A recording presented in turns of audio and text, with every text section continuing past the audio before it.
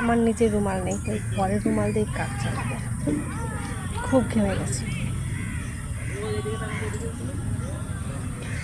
দেখো আমার মেকআপগুলো গলে গলে পড়ছে।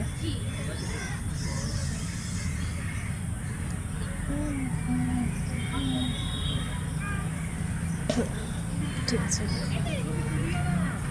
সত্যি কথা বলতে আমি মেকআপের মটুকুনি শুধু করেছি, আর বাদবাকি কিছু করিনি। মানে লিপস্টিক আর কাজল আর একটা ফাউন্ডেশন ইউজ করেছিলাম। তারপরে আমি আজকে গেছিলাম তারামণ্ডলে তারা দেখতে, কিন্তু তারামণ্ডলই বন্ধ ছিল।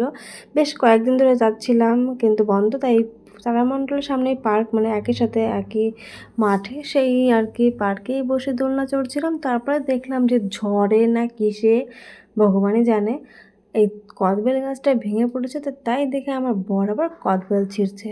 দেখো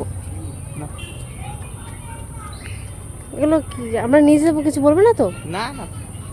কিন্তু কদবেলগুলো কাঁচা ছিল। তারপর আমি আমার বরকে বললাম যে আমাকে এখানে একটা ভিডিও করে দাও, কিন্তু সে তো ভালো করে ভিডিও করেছে, বাট আমার অতটা পছন্দ হয়নি। তোমাদের তো যদি পছন্দ হয় তাহলে তোমরা দেখো বেশ ভালো করে।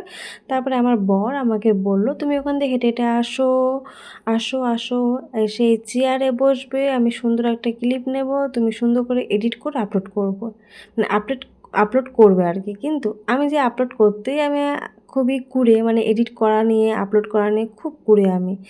এই যে হচ্ছে তারামণ্ডলের সামনে, আর দেখেছো আকাশটা কত সুন্দর, কিন্তু বৃষ্টি হয়নি আর খুব গরম, যেটা প্রথমে ভিডিওর শুরুতেই আমি দিলাম। গরমের মধ্যে ঘেমে গেছি বলে, আর আমি রুমাল আনিনি, তাই আর কি এই অবস্থা। আর এই দেখো এই গাছটা কিন্তু একসাথে দুই রকমের পাতা। আমি বুঝতে পারছি না যে গাছটা প্লাস্টিকের নাকি অরিজিনাল। টেনে দেখলাম অরিজিনাল, যদিও বা গাছ।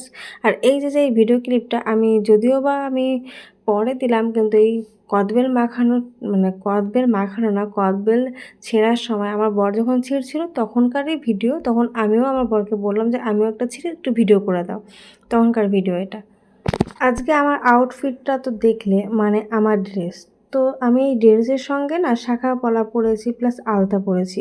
তো এখানে যারা এসেছে তারা কিছু কিছু মহিলা আমার দিকে এমনভাবে পায়ের দিকে প্লাস আমার ড্রেস আপের দিকে তাকাচ্ছিল, মনে হচ্ছিল যে আমি ওদের সম্পত্তি থেকে সব কিছু চুরি করে এনে পরেছি। মানে জিন্স টপের সঙ্গে কি শাখা পলা বা তোমার আলতা সিঁদুর এগুলো মানায় না?